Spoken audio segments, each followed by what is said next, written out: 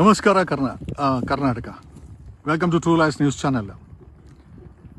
ಪ್ರಪಂಚದಲ್ಲಿ ಅತಿ ಹೆಚ್ಚು ಹಣ ಮಾಡುವಂಥ ಬಿಸ್ನೆಸ್ ಅಂತಂದರೆ ಆರ್ಮ್ಸ್ ಬಿಸ್ನೆಸ್, ವೆಪನ್ಸ್ ಇದೆಯಲ್ಲ, ವೆಪನ್ಸ್. ಎರಡನೇದು ಡ್ರಗ್ಸು, ಮೂರನೇದು ಅಂಗಾಂಗ, ಹ್ಯೂಮನ್ ಅಂಗಾಂಗ ಇದೆಯಲ್ಲ, ಅದರಲ್ಲಿ ಬರುವಂಥ ಹಣ ಮೂರನೇ ಲಿಸ್ಟಲ್ಲಿದೆ. ಬಟ್ ಭಾರತದಲ್ಲಿ ಈ ಒಂದು ಅಂಗಾಂಗ ಟ್ರೇಡಿಂಗು ದೊಡ್ಡ ಮಟ್ಟಕ್ಕೆ ಬೃಹತ್ತಾಕಾರಕ್ಕೆ ಅನಧಿಕೃತವಾಗಿ ಬೆಳೆದು ನಿಂತಿದೆ ಅಂತಂದರೆ ನಿಜವಾಗ್ಲೂ ಎಲ್ಲರಿಗೂ ಆಶ್ಚರ್ಯ ಆಗುತ್ತೆ. ಆಮೇಲೆ ಇದರಿಂದ ನಾವೆಲ್ಲ ಎಚ್ಚೆತ್ಕೊಳ್ಬೇಕಾದಂಥ ಅವಶ್ಯಕತೆಯೂ ಸಹ ಸಾಕಷ್ಟಿದೆ ಅಂತ ಈ ಮೂಲಕ ಹೇಳುತ್ತಾ, ಯಾಕೆ ಅಂತಂದರೆ ನಮ್ಮನೇಲೂ ನಿಮ್ಮ ಮನೇಲಿ ಎಲ್ಲರೂ ಕೂಡ ಪುಟ್ಟ ಮಕ್ಕಳಿರ್ತಾರೆ. ಇವರುಗಳು ಅಂಗಾಂಗ ಟ್ರೇಡಿಂಗ್ ಮಾಡೋದ್ರು. ನಿಮಗೆ ಗೊತ್ತಿರಲಿ, ಕಳೆದ 10 ವರ್ಷದಲ್ಲಿ ಅಂದಾಜು 50 ಲಕ್ಷ ಜನ ಭಾರತದಲ್ಲಿ ಮಿಸ್ ಆಗಿದ್ದಾರೆ. ಅರ್ಧಕ್ಕಿಂತ ಕಡಿಮೆ ಜನ ಟ್ರೇಸ್ ಆಗ್ತಾ ಇದ್ದಾರೆ. ಅಂದರೆ 25 ಲಕ್ಷ ಜನ ಭಾರತದಲ್ಲಿ ಅಟ್ಲೀಸ್ಟ್ ಮಿಸ್ ಆಗಿದ್ದಾರೆ, ವಾಪಸ್ ಸಿಕ್ಕೇ ಇಲ್ಲ. ಇವ್ರುಗಳನ್ನ ಭೂಮಿ ತಿಂದಾಗ್ತಾ ಆಕಾಶ ಕರ್ಕೊಂಡೋಗ್ಬಿಡ್ತಾ ಅಥವಾ ಏಲಿಯನ್ಸ್ ಬಂದು ಕರ್ಕೊಂಡೋಗ್ಬಿಟ್ರ ಅಂದರೆ ಇಲ್ಲ ಅಂತ ಹೇಳುತ್ತಾ. ಯಾಕೆ ಅಂತಂತಂದರೆ ಇಡೀ ವಿಶ್ವದಲ್ಲೇ ಮತ್ತು ಇಂಟರ್ನ್ಯಾಷನಲ್ ಏನು ಈ ಆರ್ಗನ್ ಟ್ರಾಫಿಕಿಂಗ್ ಏನಿದೆ ಅಥವಾ ಹ್ಯೂಮನ್ ಟ್ರಾಫಿಕಿಂಗ್ ಏನಿದೆ, ಸಾಮಾನ್ಯವಾಗಿ ಹೆಣ್ಣು ಮಕ್ಕಳನ್ನು ಮುಂಚೆ ಐ ಥಿಂಕ್ ರೆಡ್ ಲೈಟ್ ಏರಿಯಾದಲ್ಲಿ ಪ್ರಾಸ್ಟಿಟ್ಯೂಷನ್ಗೆ ಬಳಸ್ತಾ ಇದ್ರು. ಈಗ ಅಂಗಾಂಗ ಟ್ರೇಡಿಂಗ್ಗೋಸ್ಕರ ಒಂದು ದೊಡ್ಡ ಮಟ್ಟದ, ನಾನು ಹಾಕಿದೆ ಮೊನ್ನೆ, ಒಬ್ಬ ಮನುಷ್ಯನ ಬಾಡಿ ಪಾರ್ಟ್ಸನ್ನು ಮಾಡಿದ್ರೆ ಸುಮಾರು 7 ರಿಂದ 7.5 ಕೋಟಿ ಬ್ಲ್ಯಾಕ್ ವೆಬ್ಬಲ್ಲೆಲ್ಲ ಇದೆ. ಇಂಟರ್ನ್ಯಾಷನಲ್ ಮಾರ್ಕೆಟಲ್ಲಿ ಅನಧಿಕೃತವಾಗಿ ಮಾಡ್ತಾ ಇರೋಂಥ ಕೆಲಸಗಳಿವು. ಸೊ ಭಾರತದಲ್ಲಿ ಮಿಸ್ ಆಗ್ತಾ ಇರೋಂಥ ಸಾಮಾನ್ಯವಾಗಿ 90% ಜನ ಈ ಒಂದು ಆರ್ಗನ್ ಟ್ರಾಫಿಕಿಂಗಿಗೆ ಬಲಿಯಾಗ್ತಾ ಇದ್ದಾರೆ ಅಂತ ಈ ಮೂಲಕ ಹೇಳುತ್ತಾ, ಗುಜರಾತ್ ಒಂದರಲ್ಲೇ 40,000 ಹೆಣ್ಣು ಮಕ್ಕಳು ಕಾಣೆಯಾಗಿದ್ದಾರೆ, ಟ್ರ್ಯಾಕ್ ಆಗಿಲ್ಲ.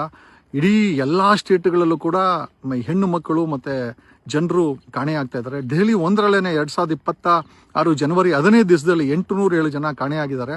ದೆಹಲಿ ಪೊಲೀಸರು ಹೇಳಿದ್ರು ಅಂತಂದರೆ, ಪ್ರತಿ ವರ್ಷ ಆಗುತ್ತೆ, ಇದ್ರ ಬಗ್ಗೆ ನೀವೆಲ್ಲ ಸುಮ್ಮನೆ ಹೈಪ್ ಮಾಡಿ ಬರ್ತಾ ಇದ್ದೀರಾ. ಅಂದರೆ ಪ್ರತಿ ವರ್ಷ ಕಾಣೆಯಾಗ್ತಾ ಇದೆ. ನಿದ್ದೆ ಮಾಡಿ ಕೂತಿರುವಂಥ ಎರಡೂ ಸರ್ಕಾರಗಳು, ಅಂದರೆ ಲೆಕ್ಕ ಹಾಕೊಳ್ರಿ, ಅವನು ಯಾವನೊಬ್ಬ CJ ರಾಯ್ ಸತಿಗೆ SIT ರಚನೆ ಮಾಡುವಂಥ ರಾಜ್ಯ ಸರ್ಕಾರ ಮತ್ತು ಸುಮ್ಮನೆ CBID ಕಳಿಸುವಂಥ ಕೇಂದ್ರ ಸರ್ಕಾರ, ಇಷ್ಟು ಜನ 50 ಲಕ್ಷ ಜನ ಅಂತಂದರೆ ಒಬ್ಬರ ವ್ಯಕ್ತಿಗೆ 7 ಕೋಟಿ ರೂಪಾಯಿ ಸಂಪಾದನೆ ಮಾಡಬಾರ್ದು. ಅವ್ರನ್ನ ಕೊಂದು ಅವ್ರ ಬಾಡಿಲಿರೋ ಹಾರ್ಟ್ಗೆ 3 ಕೋಟಿ, ಕಿಡ್ನಿಗೆ 2 ಕೋಟಿ, ಸ್ಪ್ಲೀನು, ಹೊಟ್ಟೆ, ಇಡೀ ಚರ್ಮಕ್ಕೆ 25 ಲಕ್ಷ, 1 ಇಂಚಿಗೆ 1,000 ರೂಪಾಯಿ ಚರ್ಮಕ್ಕೆ ರೇಟು ಇಂಟರ್ನ್ಯಾಷನಲ್ ಮಾರ್ಕೆಟಲ್ಲಿ ಅನಧಿಕೃತವಾಗಿ ಫಿಕ್ಸ್ ಆಗಿದೆ ಅಂತ ಈ ಮೂಲಕ ಹೇಳುತ್ತಾ, ಈ ರೀತಿ ಕಾಣೆ ಆಗ್ತಾ ಇರೋ ಜನ ಎಲ್ಲ ಕೊನೆಗೆ ಆಸ್ಪತ್ರೆಗಳಲ್ಲಿ ಯಾರೋ ಬಾಡಿಗಳಲ್ಲಿ ಹಾರ್ಟ್ ಆಗಿ, ಯಾರೋ ಬಾಡಿಗಳಲ್ಲಿ ಕಿಡ್ನಿ ಆಗಿ, ಯಾರೋ ಬಾಡಿಗಳಲ್ಲಿ ಸ್ಕಿನ್ ಆಗಿ, ಸ್ಕಿನ್ ಸುಟ್ಟೋಗಿರೋರಿಗೆ ಸ್ಕಿನ್ನು, ಕಿಡ್ನಿ ಹೋಗಿರೋರಿಗೆ ಕಿಡ್ನಿ, ಕಣ್ಣು ಹೋಗಿರೋರಿಗೆ ಕಣ್ಣು, ಈ ಅನಧಿಕೃತ ದಂಧೆ ಜಾಸ್ತಿ ಆಗಿಬಿಟ್ಟಿದೆ. ಭಾರತದಲ್ಲಿ ಆಗಿರ್ಬೋದು, ಕರ್ನಾಟಕದಲ್ಲಿ ಆಗಿರ್ಬೋದು, ಬೆಂಗಳೂರಲ್ಲಿ ಆಗಿರ್ಬೋದು, ಸಾಕಷ್ಟು ಆಸ್ಪತ್ರೆಗಳು ಈ ಅಂಗಾಂಗ ಟ್ರೇಡಿಂಗಲ್ಲಿ ಸಾವಿರಾರು ಕೋಟಿ ಹಣ ಮಾಡ್ತಾ ಇದ್ದಾರೆ. ಒಂದು ಬಾಡಿನಲ್ಲಿ ಸಿಗುವಂಥ ಪಾರ್ಟ್ಸ್ಗಳಿಗೆ, ಏನೋ ಐಬಾಲ್, ಸ್ಟೊಮಕ್, ಕಿಡ್ನೀಸ್ ಎಲ್ಲ ಸೇರಿ 7 ಕೋಟಿ ರೂಪಾಯಿಗೆ ಸೇಲ್ ಆಗುತ್ತೆ ಅನಧಿಕೃತ ಮಾರ್ಕೆಟಲ್ಲಿ.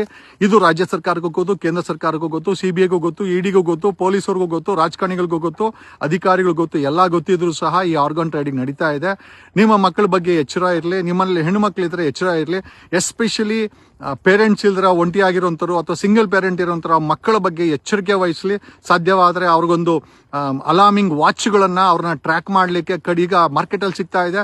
ಯು ಕ್ಯಾನ್ ಟೈ ದಮ್. ಅಕಸ್ಮಾತ್ ಮೊಬೈಲ್ ಇಲ್ಲ ಅಂದ್ರೂ ಪರವಾಗಿಲ್ಲ, ಅಲಾರ್ಮ್ ವಾಚ್ಗಳನ್ನು ಅವ್ರಿಗೆ ಕಟ್ಟಿ ಮಕ್ಕಳ ಮೇಲೆ ನಿಗಾ ಇಡಿ. ಸಂಪಾದನೆ ಒಂದು ಕಡೆ ಇರಲಿ. ಒಂದು ಸತಿ ಮಕ್ಕಳು ಮತ್ತು ನಿಮ್ಮ ಮಕ್ಕಳು ಅಥವಾ ನಿಮ್ಮ ಮನೆಯವ್ರ ಕಾಣೆ ಆದರೆ ಅವರುಗಳು ಯಾವುದೋ ಆಸ್ಪತ್ರೆಯಲ್ಲಿ ಡೆಡ್ ಬಾಡಿಯಾಗಿ ಅವರ ಪಾರ್ಟ್ಗಳನ್ನ ಕಿತ್ಕೊಂಡು ಅದನ್ನ ಮಾರಾಟ ಮಾಡಿಕೊಂಡು ಕೋಟ್ಯಾಂತರ ರೂಪಾಯಿಗೆ ಆಗಿಬಿಡ್ತಾರೆ. ಅವರು ಮತ್ತೆ ಅವ್ರ ಕೊಲೆ ಆಗಿ ಅವರ ಪಾರ್ಟ್ಗಳು ಬಿಕಿರಿ ಆಗೋದು ಬೇಡ ಅನ್ನೋದಾದರೆ ಮನೆಯಲ್ಲಿರೋ ಮಕ್ಕಳ ಮೇಲೆ ಎಚ್ಚರಿಕೆ ವಹಿಸಿ. ಯಾಕೆ ಅಂತಂದರೆ ಇವತ್ತು ನಿಮ್ಮನ್ನು ಸಾಕಕ್ಕೆ ಬಂದಿರುವಂಥ ಸರ್ಕಾರಗಳು ಖಂಡಿತ ಅಲ್ಲ. ಅವರೇನಿದ್ರು ತಿಂದು ಉಂಡು ಸಾಲ ಮಾಡಿ ಓಡೋಗೋಂಥ ಸರ್ಕಾರಗಳು. ಇವ್ರು ಯಾವತ್ತೂ ಕೂಡ ಸಾಮಾನ್ಯ ಜನರ ರಕ್ಷಣೆಗೆ ನಿಂತ್ಕೊಳ್ಳಲ್ಲ. ಮೊನ್ನೆ ನಾನು ಹಾಕಿದ್ದಾಗ ಬಾಡಿ ಪಾರ್ಟ್ಸಿನ ರೇಟ್ ಹಾಕಿದಾಗ ಎಷ್ಟೋ ಜನ ಅಂದರು ಇದೆಲ್ಲ ಸರ್ಕಾರಕ್ಕೆ ಗೊತ್ತಿಲ್ಲ. 100% ಗೊತ್ತಿದೆ. ಸರ್ಕಾರಕ್ಕೂ ಗೊತ್ತಿದೆ, CBI ಗೊತ್ತಿದೆ, ಪೊಲೀಸ್ ಗೊತ್ತಿದೆ, ರಾಜಕಾರಣಿಗಳು ಗೊತ್ತಿದೆ, ಕೇಂದ್ರ ಸರ್ಕಾರ ಗೊತ್ತಿದೆ, ರಾಜ್ಯ ಸರ್ಕಾರ ಗೊತ್ತಿದೆ. ಆದರೂ ಕೂಡ ನಿಮ್ಮ ಓಟನ್ನು ತಗೊಂಡು, ನಿಮ್ಮ ತೆರಿಗೆನ ತಗೊಂಡು, ನಿಮ್ಮ ಬಾಡಿಗಳನ್ನು ಯಾರಾದರೂ ಕದ್ದಿ ಮಾರ್ಕಂತ ಇದ್ರೆ ಅವ್ರ ಹತ್ರ ಕಮಿಷನ್ ಇಸ್ಕೊಂಡು ಸುಮ್ಮನೆ ಇರುವಂಥ ಈ ದೇಶದ ಬೇವರ್ಸಿ ರಾಜಕಾರಣಿಗಳ ಬಗ್ಗೆ ಎಚ್ಚರ ಇರಲಿ ಅಂತ ಈ ಮೂಲಕ ಹೇಳುತ್ತಾ, ನಾನು ನಿಮ್ಮ advocate Jagadish from true life news channel.